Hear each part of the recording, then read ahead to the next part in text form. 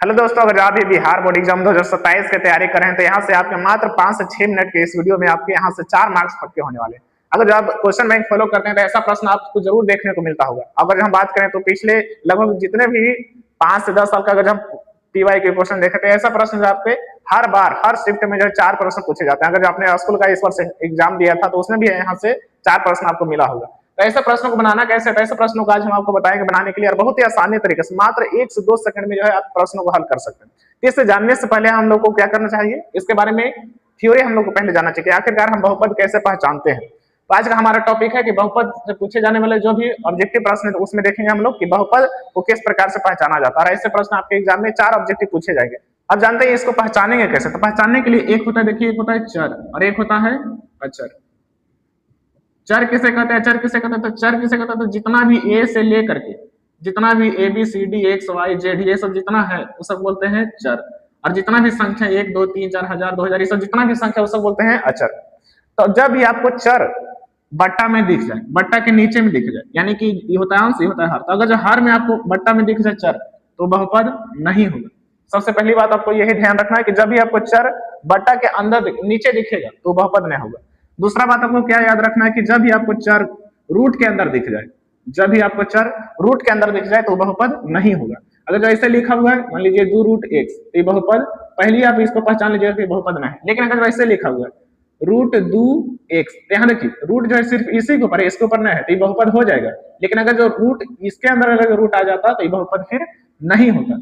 ये हो गया 2 बात। तीसरा बात आपको क्या याद रखना कि जब भी आपको चर के ऊपर माइनस ऋणात्मक घात नहीं होना चाहिए। जैसे मैं अगर यहाँ पर -1 हो गया, -2 हो गया, x पावर -2 हो गया, तो ये सब बहुपद नहीं होगा। 3 बात सिर्फ आपको याद रखना है। ऐसा अगर आप इन तीनों बात को याद रखते हैं तो जितना भी आपसे प्रश्न पूछा जाएगा मात्र 1 से 2 सेकंड में बना सकते हैं आप। पहला बात क्या याद रखना है कि जब भी चर बट्टा के नीचे आएगा तो बहुपद नहीं होगा।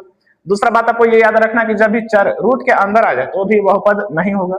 तीसरा बात आपको क्या याद रखना कि जब भी चर के ऊपर ऋणात्मक घात आ जाए, यानी कि माइनस वाला पावर आ जाए, तो भी बहुपद नहीं होगा। अब जितना भी प्रश्न पूछा जाएगा उसे आप आसानी से बना सकते हो। जैसे पहला प्रश्न देखिए, निम्न में से कौन बहुपद है, यानी आपको बहुपद की पहचान करना है। पहला ऑप्शन है 1/x प्लस x। यहाँ पर देखिए ये चर है, तो चर जो है बट्टा के क्या आ गया, नीचे आ गया, तो ये बहुपद नहीं होगा। पहला ऑप्शन कट गया। दूसरा x³ - 2x² x पावर -1, यहाँ देखिए चर है, चर के जो घात हो गया ऋणात्मक हो गया, तो ये भी बहुपद नहीं होगा। तीसरा 3x + 1, तो इसमें देखिए कोई दिक्कत नहीं, तो ये बहुपद हो जाएगा। ये क्यों नहीं होगा, यहाँ देखिए चर है, चर किसके अंदर आ गया है, रूट के अंदर। तो जब रूट के अंदर अगर जो चर आता है तो बहुपद नहीं होता, तो ये भी डी नहीं होगा, तो इसका राइट आंसर हो जाएगा सी। दूसरा प्रश्न आपको बताना है कि निम्न में से कौन बहुपद है। जैसे हमने क्या भी आपको बताया 3 बातें, उसी के आधार पर इसको बताना है। जैसे पहला ऑप्शन है 3x³ - 2x पावर -2, तो यहाँ पर आपको देख रहा होगा कि ये पावर में -2 आ गया, तो माइनस हमको नहीं चाहिए, इसलिए बहुपद नहीं। दूसरा में देखिए रूट 2x², अब यहाँ देखिए रूट देख करके डायरेक्ट उसको काटने मत दीजिएगा। यहाँ देखिए रूट जो है सिर्फ इतना के ऊपर है, चर के ऊपर रूट नहीं है, सिर्फ अचर के ऊपर है, तो ये तो बहुपद हो जाएगा इसमें, क्योंकि कोई दिक्कत नहीं है। अब तीसरा देखते हैं, ये देखिए सी हो जाएगा। तीसरा देखते हैं, यहाँ देखिए चर के ऊपर क्या हो गया, रूट आ गया, यानी रूट के अंदर क्या आ गया, चर आ गया। ये दोनों के ऊपर रूट है, तो रूट के अंदर चर आ गया, तो इसलिए बहुपद नहीं होगा। इसमें देखिए इसमें क्या दिक्कत है, तो यहाँ पर जो चर है क्या आ गया, बट्टा के नीचे आ गया, यानी कि हर में आ गया, तो ये भी बहुपद नहीं है। तो ये 3 चीजें, पहला बट्टा के नीचे नहीं आना चाहिए, दूसरा रूट के अंदर नहीं होना चाहिए, और पावर में माइनस नहीं होना चाहिए। तो इसका राइट आंसर क्या हो जाएगा, बी हो जाएगा। तीसरा क्वेश्चन है निम्नलिखित में कौन बहुपद नहीं है। यहाँ ध्यान दे दीजिए, बहुपद नहीं है वो आपको पहचानना है। तो ये देखिए इसमें कोई आपको दिक्कत दिख रहा है, 3x पावर 5 + 1, तो इसमें कोई दिक्कत नहीं है, ये बहुपद तो हो जाएगा। हमको पहचानना है कौन बहुपद नहीं है, ये तो बहुपद हो जाएगा, तो ये तो नहीं हमारा आंसर हुआ। 3x/5, यहाँ देखिए नीचे में 5 है, तो नीचे में अगर ये तो अचर है ना, अगर जो नीचे में चर रहेगा तब बहुपद नहीं होता, तो ये भी बहुपद हो जाएगा। लेकिन यहाँ देखिए बट्टा में जो है चर क्या आ गया, नीचे आ गया, बट्टा के नीचे आ गया चर, तो ये बहुपद नहीं। अरे वही बोला गया कि कौन बहुपद नहीं, तो इसका राइट आंसर हो जाएगा सी।